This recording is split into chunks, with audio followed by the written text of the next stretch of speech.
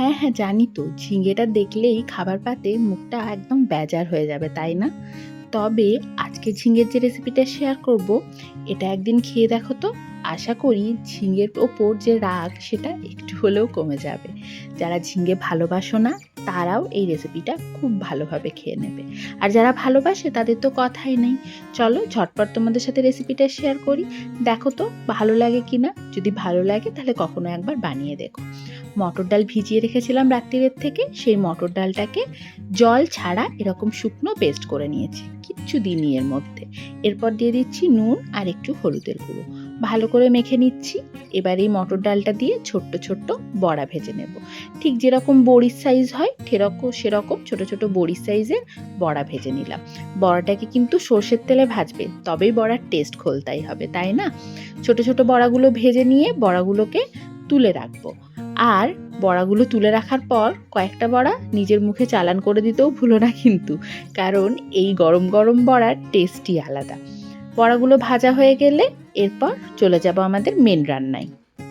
কড়াইয়ে যে সর্ষের তেল থাকবে সেই সর্ষের তেলটাকে কিন্তু একটু কমিয়ে নিও, এতটা তেল আমাদের রান্নায় লাগবে না।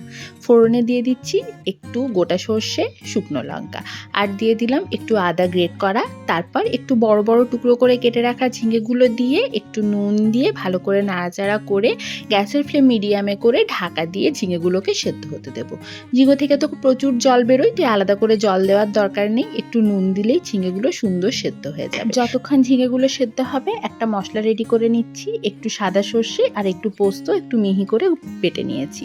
এরপর ঝিঙেগুলো ভালোভাবে সেদ্ধ হয়ে গেলে এই সর্ষে পোস্তর পেস্টটা দিয়ে মিক্সির বাটি ধুয়ে একটু জল দিলাম, সাথে আরও একটু জল দিচ্ছি পরিমাণ মতো। তারপর ভালোভাবে নাড়াচাড়া করে মিশিয়ে দিলাম। নুন তো আগের থেকেই দেওয়া ছিল।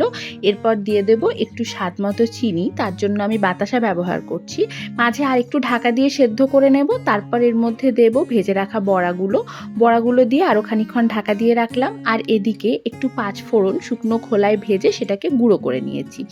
এরপর আরও খানিকক্ষণ মোটামুটি মিনিট দুয়েকের মতো ঝিঙেটা ফুটে গেলে ভালোভাবে সমস্ত কিছু মিশিয়ে নাড়াচাড়া করে তার মধ্যে ভেজে রাখা যে পাঁচফোড়নের গুঁড়োটা সেটা দিয়ে দিলাম, আর একদম শেষে দিয়ে দিলাম একটু ঘি। তারপর সমস্ত কিছু মিশিয়ে নিলেই আমাদের মটর ডালের বড়া দিয়ে ঝিঙের শুক্তো কিন্তু একদম রেডি। গরমকালের একদম উপাদেয় একটা খাবার, স্বাদেও যেরকম ভালো খেতে সেরকম বানানোও সহজ। তাহলে আর দেরি কিসের, একদিন অবশ্যই বানিয়ে নাও এইরকমভাবে ঝিঙের শুক্তো। আশা করি তোমাদের সবার ভালো লাগবে, ঝিঙে যারা খায় না তাদেরও ভালো লাগবে। চলো আজ এটুকুই, ফিরে আসবো অন্য কোনো রেসিপি নিয়ে। ততক্ষণের জন্য টাটা।